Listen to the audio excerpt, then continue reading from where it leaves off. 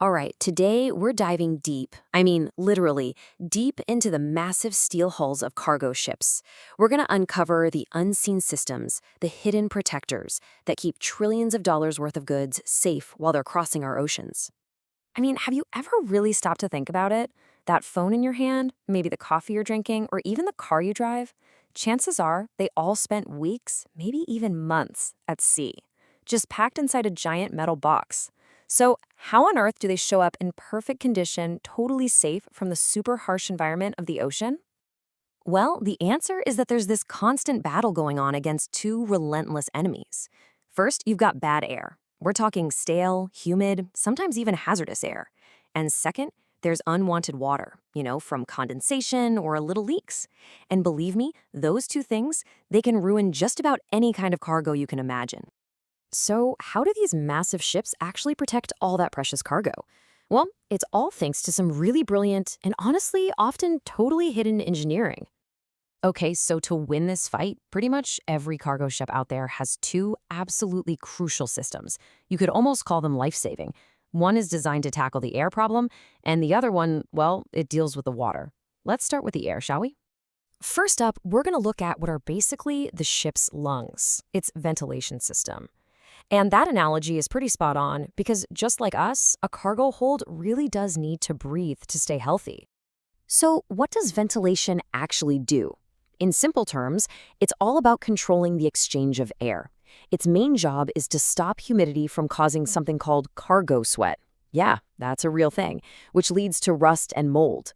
It also keeps the temperature stable and, super importantly, it vents out any dangerous gases that some types of cargo might release.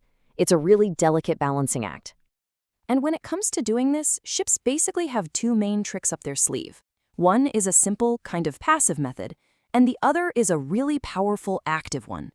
So on one side, you've got natural ventilation. This is pretty clever. It just uses natural air currents and the basic physics of convection, the fact that hot air rises, to get air moving through the vents. It's totally passive and saves a ton of energy. But then, on the other side, you've got mechanical ventilation. This is the heavy hitter. It uses big, powerful electric fans to literally force air in and out of the hold. It's active, it's strong, and it's super precise.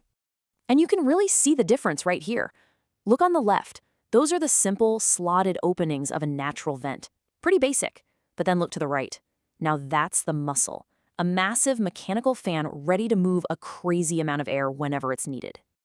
All right, this diagram shows us how all the pieces fit together. Right up top, you've got the mushroom cap. Its job is to keep rain and seawater out while still letting air in.